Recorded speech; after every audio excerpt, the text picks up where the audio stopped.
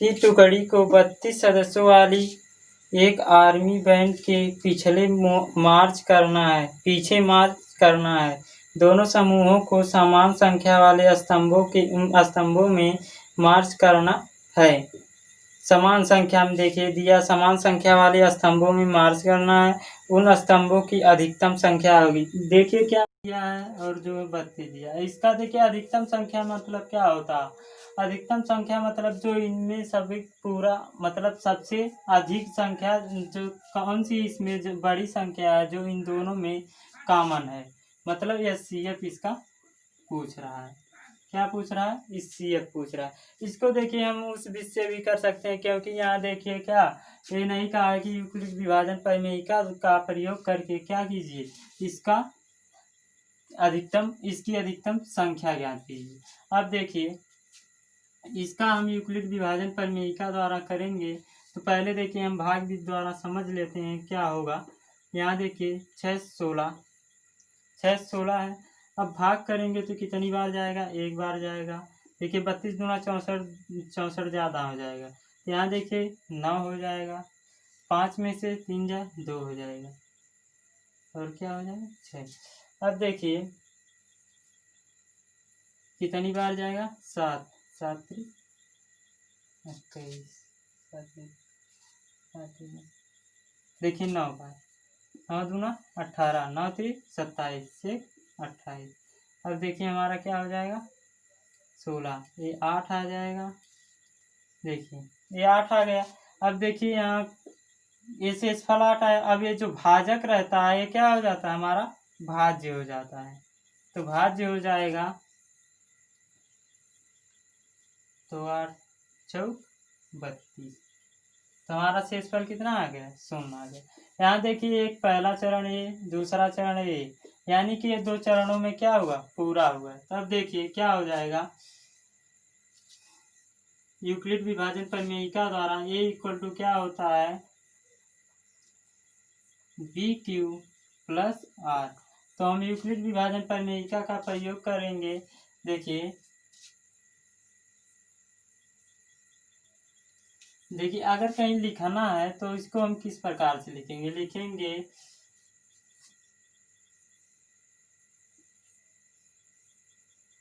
क्योंकि 616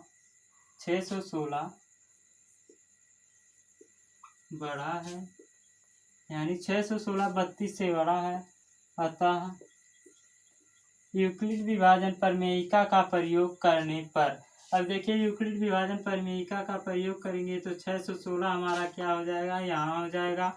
और बी हमारा क्या दिया है? देखिए 32 दिया है तो बी हमारा 32 हो जाएगा। अब देखिए कितनी बार गया? 19 बार गया। तो यहाँ देखिए क्यूशिएंट क्या हो जाएगा? 19 हो जाएगा। आर जो हमारा कितना है? 29 आया। तो आपको ये देखिए पहला चरण हमारा क्या हो गया? पहला चरण पूरा हो गया। अब देखिए यहाँ लिखेंगे पहला चरण पूरा हुआ। देखिए लिखेंगे चूंकि 29 इज नॉट इक्वल टू 0, अतः फिर से लिखेंगे यूक्लिड विभाजन प्रमेयिका का प्रयोग करने पर। देखिए यहाँ से पूरा ये लिखेंगे तभी जो हमें अगर कहीं परीक्षा में एक क्वेश्चन आ गया तभी पूरा अंक मिलेगा, वरना नहीं मिलेगा। लिखेंगे चूंकि 29 नॉट इक्वल टू 0, अतः फिर से यूक्लिड विभाजन प्रमेयिका का प्रयोग करने पर। अब देखिए हमारा क्या आ जाएगा? ये देखिए 32 हमारा क्या हो जाएगा? भाज्य हो जाएगा। और जो 8 हमारा क्या हो जाएगा? भाजक हो जाएगा। यहाँ देखिए शेषफल क्या आया है? शेषफल 8 आया है। वो देखिए गलती से लिखे, शेषफल क्या आया? हमारा 8 आया है। तो 8 गुने देखिए 4 बार गया प्लस शेषफल।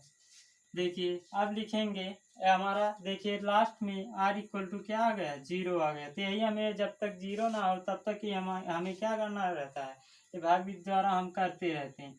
अब देखिए लिखेंगे अतः शेष, चूंकि हमारा शेषफल शेषफल 0 आ गया, अतः HCF क्या हो जाएगा, 8 हो जाएगा। तो अधिकतम संख्या कितनी हो जाएगी, अधिकतम संख्या हमारी क्या हो जाएगी, 8 हो जाएगी। यही हमारा क्या हो जाएगा, आंसर हो जाएगा। अब देखिए अगला क्वेश्चन देखते हैं।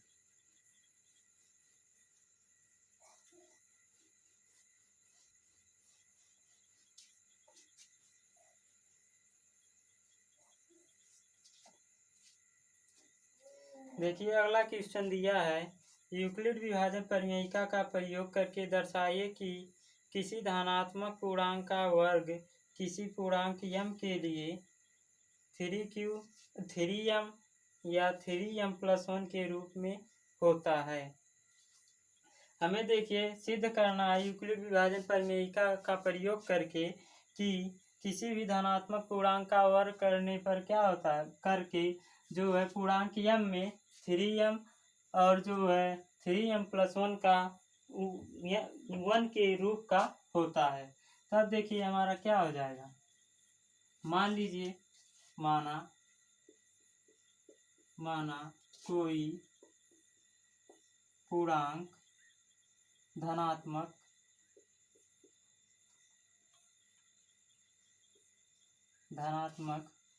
पूर्णांक क्या है, ये है धनात्मक पूर्णांक। क्या मान लेंगे हम, ए मान लेंगे धनात्मक पूर्णांक ए, तथा b = 6। यहाँ देखिए क्या दिया है, 3m या 3m+1 के रूप में। यहाँ देखिए कहा है कि ये जो है इस रूप में होना चाहिए, a² इस रूप में होना चाहिए। तब देखिए यहाँ b बराबर हमारा क्या दिया है, 3, तो b = क्या हो जाएगा हमारा, 3 हो जाएगा। अब देखिए b = 3 हो गया। अब देखिए अर्थात हमारा शेषफल क्या आएगा, देखिए कोई भी संख्या हो, b = क्या हमारा, ये क्या है, ये हमारा भाजक है, ये हमारा भाजक है। तो यहाँ देखिए b = 3 आया, तो r = क्या हो जाएगा, 0 1 2, 0 1 2 हो जाएगा। यानी कि इसमें देखिए शेषफल आपको हम पिछले सवाल में बता चुके हैं कि इससे हम हमेशा क्या आएगा, छोटा आएगा। तब देखिए हम यूक्लिड विभाजन परिमेयिका का प्रयोग करते हैं और इस सवाल को हल करते हैं। तो यहाँ देखिए क्या हो जाएगा, a = केस फर्स्ट हम लगाते हैं चरण पहले में, केस फर्स्ट चरण पहले में क्या हो जाएगा, देखिए a = 3 q + 0, r = यहाँ क्या लिखेंगे, r = 0 रखने पर तो a बराबर हमारा क्या हो जाएगा, 3q हो जाएगा। अब देखिए इसका कहा है कि वर्ग करने पर, वर्ग करेंगे तो a² दोनों पक्षों का वर्ग कर देंगे, यहाँ लिखेंगे देखिए 9q², यहाँ लिखेंगे दोनों पक्षों का वर्ग करने पर, देखिए दोनों पक्षों का वर्ग करेंगे तो ये हमारा a हो जाएगा। अब देखिए इसको इस रूप में लिखते हैं, 3 ब्रैकेट में 3q²। अब देखिए इसको 3q² को मान क्या लेते हैं, मान लेते हैं कि माना 3q² बराबर, माना देखिए आप लिख लीजिएगा, माना 3q² बराबर हमारा क्या k है, तो a² बराबर क्या हो जाएगा, 3k। देखिए 3k हो गया, या तो इसको m1 मान लीजिए या तो कैपिटल M मान लीजिए, कैपिटल M मान लेते हैं हम। यहाँ देखिए m दिया था इस सवाल में 3m और 3m+1 ये दिया, इस रूप का होना चाहिए, ये हमें सिद्ध करना चाहिए। देखिए पहले में इतना आया। दूसरा देखिए केस सेकंड में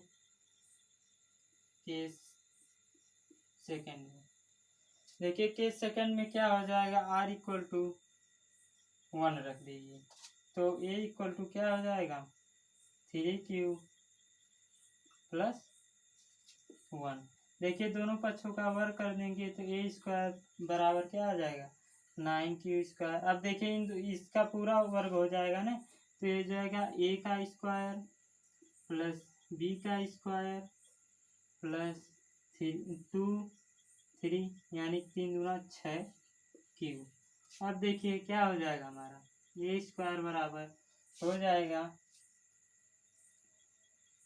इसको हम इधर ले आते हैं 3×3 क्यू स्क्वायर प्लस 3×2 क्यू+1। देखिए इसको 1 को उधर कर दे रहे हैं तो ए स्क्वायर बराबर हमारा आ जाएगा, यहाँ से देखिए 3 कॉमन ले लेंगे 3 क्यू स्क्वायर प्लस 2 क्यू+1। मान लीजिए जो है देखिए मान लीजिए इतने बराबर क्या कैपिटल एम, इतने बराबर कैपिटल एम मान लेंगे तो ए स्क्वायर बराबर हमारा क्या आ जाएगा 3m+1। देखिए हमारा आ गया 3m+1, ए स्क्वायर बराबर 3m+1 आ गया। अब देखिए अगला क्या आ जाएगा केस 3, तीसरा जो हमारा क्या बचा A2 केस 3 में क्या हो जाएगा देखिए ए इक्वल टू 3q+2। अब देखिए इसका वर्क करेंगे तो क्या हो जाएगा ए स्क्वायर प्लस इक्वल टू, देखिए इसको हम एक टू बता दिए थे इसका और करने पर, उसके बाद ये देखिए आर बराबर इतना रखने पर और करने पर ये सब आप कर लीजिएगा, हो जाएगा क्या 9q² प्लस 4 प्लस 3×6×12 अब देखिए ए स्क्वायर बराबर क्या हो जाएगा, इसमें से देखिए 3q कॉमन लेंगे इसमें और इसमें से, और यहाँ से इसको हम 4 को क्या लिख सकते हैं 4 को लिख सकते हैं 3+1, 4 को हम लिख सकते हैं 3+1 लिख सकते हैं। अब देखिए हमारा क्या हो जाएगा, यहाँ से 3 कॉमन ले लेंगे यहाँ से। अब देखिए इसमें से कॉमन लेंगे तो 3 कॉमन हो जाएगा 3q² प्लस 1 प्लस 4q+1, फिर यहाँ देखिए टोटल में +1। इसके बराबर अगर कहीं हम कैपिटल एम मान लें तो इस ए स्क्वायर इक्वल टू क्या हो जाएगा 3m+1। तो इसका मतलब हम कह सकते हैं कि ये देखिए समीकरण इसको 1 मान लीजिए, समीकरण इसको यहाँ देखिए समीकरण इसको 2 मान लीजिए, समीकरण इसको 3 मान लीजिए। समीकरण 3 मान लेंगे तो कह सकते हैं हम कि इससे स्पष्ट होता है कि इससे समीकरण 1, 2 और 3 से स्पष्ट होता है कि किसी भी धनात्मक पूर्णांक का वर्ग करने पर हमारा क्या कौन सा रूप आता है 3m और 3m+1 के रूप का आता है, चाहे जितना वर्ग करेंगे तो उसके बाद क्या आ जाएगा हमारा यही आएगा। तो आप लिख लीजिएगा कि समीकरण 1 और 2 और 3 से स्पष्ट होता है कि किसी भी धनात्मक पूर्णांक का वर्ग करने पर 3m और 3m+1 का के रूप का आता है। अब देखिए अगला क्वेश्चन देखते हैं।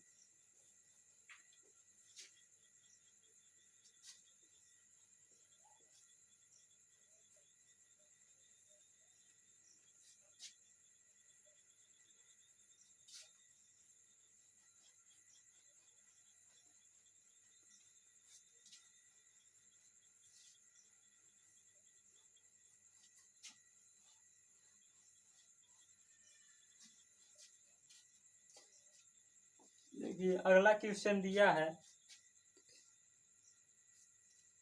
यूक्लिड विभाजन प्रमेयिका का प्रयोग करके दर्शाइए कि किसी धनात्मक पूर्णांक का घन जो है 9m+1 या 9m+8 के रूप का आता है। देखिए यहाँ में यूक्लिड विभाजन प्रमेयिका का प्रयोग करके बताना है कि किसी भी पूर्णांक का घन करने पर हमारा क्या आएगा 9m+1 व या 9m प्लस 2 और प्लस 8 के रूप का आएगा। तो देखिए हम लगाते हैं सवाल को, माना कोई धनात्मक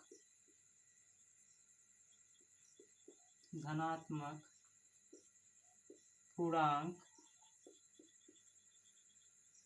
a है, a व b इक्वल टू 3 है।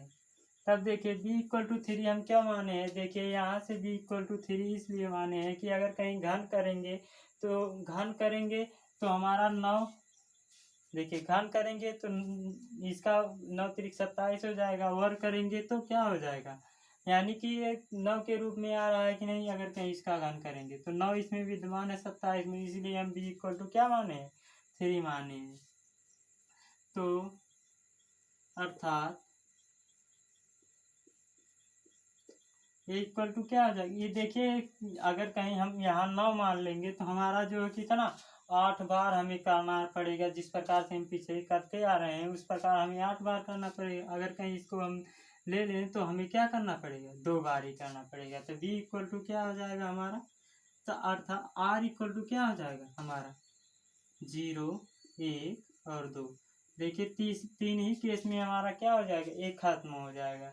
तो इससे हम देखिए यूक्लिड विभाजन लिखेंगे, यूक्लिड विभाजन प्रमेयिका का प्रयोग करने पर।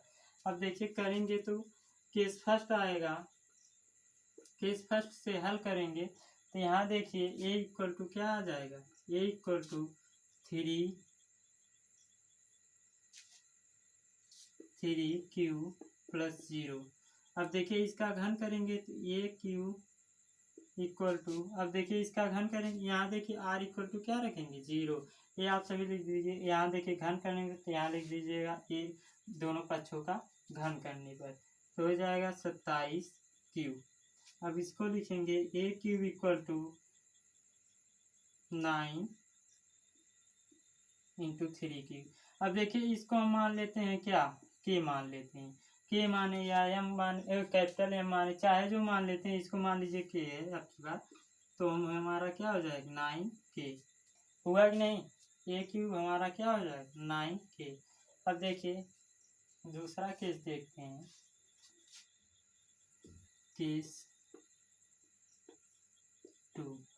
केस 2 में क्या हमारा हो जाएगा, देखिए अब r इक्वल टू हम कितना रखेंगे, 1 0 1 2 था r इक्वल टू, तो हमारा हम क्या रखेंगे, r इक्वल टू रखेंगे 1 रखने पर, तो 1 रखेंगे तो a इक्वल टू क्या हो जाएगा 3q प्लस 1। अब देखिए इसका हम क्या करेंगे, घन करेंगे, तो घन करेंगे तो a क्यूब इक्वल टू क्या आ जाएगा 9 27 क्यूब, यहाँ देखिए क्यूब हो जाएगा 27 क्यूब प्लस, अब क्या हो जाएगा 1 का क्यूब प्लस, देखिए a square 3 a square b, ये होता है ना। देखिए a क्यूब का सूत्र आप लोग जानते होंगे, a प्लस b का होल क्यूब क्या होता है, a cube plus b cube plus 3a square b plus 3ab square, यही होता है ना। तो इसी पर हम लगा देंगे, तो देखिए 3 त्रिका 9q प्लस, अब देखिए यहाँ देखिए इसका a का वर्ग होगा तो ये हमारा क्या हो जाएगा 27q स्क्वायर, 27q स्क्वायर। यहाँ देखिए फिर उसके बाद देखिए 3 a की जगह पे क्या रखेंगे 9q इंटू 1 का क्यूब करेंगे तो 1 का स्क्वायर करेंगे तो 1 ही रहेगा, तो 1 का गुणा करेंगे तो कोई फर्क नहीं पड़ेगा। तो यहाँ देखिए हमारा क्या आ जाएगा, आएगा यहाँ देखिए यहाँ से 9 3q स्क्वायर, यहाँ से देखिए 9 कामन हम ले रहे हैं इसमें से प्लस 3q स्क्वायर, यहाँ देखिए क्यूब रहेगा प्लस क्यूब प्लस 1। देखिए a क्यूब इक्वल टू क्या आ जाए, अब देखिए इसको हम मान लेते हैं क्या k, तो क्या आ जाएगा 9k+1, ये हमारा दूसरे केस में आ जाएगा। इसी प्रकार जो हमारा तीसरा केस आ जाएगा, फिर उसके बाद हम कहेंगे यहाँ देखिए यहाँ देखिए लिखेंगे a = 3q+2। तो इसको अगर कहीं क्यूब करेंगे तो हमारा लास्ट में आ जाएगा, कोई भी इस प्रकार आएगा, वहाँ क्या मान लेंगे हम, k मान लेंगे, तो क्या आ जाएगा 9k+8 ये आ जाएगा। तो इसके बाद जो हम इसको कह सकते हैं अतः समीकरण 1, इसको समीकरण 1 बना दीजिएगा, इसको 2 और आने वाले को हम क्या बनाएंगे 3। तो समीकरण 1, 2 और 3 से स्पष्ट होता है कि जो है किसी भी धनात्मक पूर्णांक का वर्ग करने पर घन करने पर क्या आएगा 9m+1 या 9m+8 आएगा।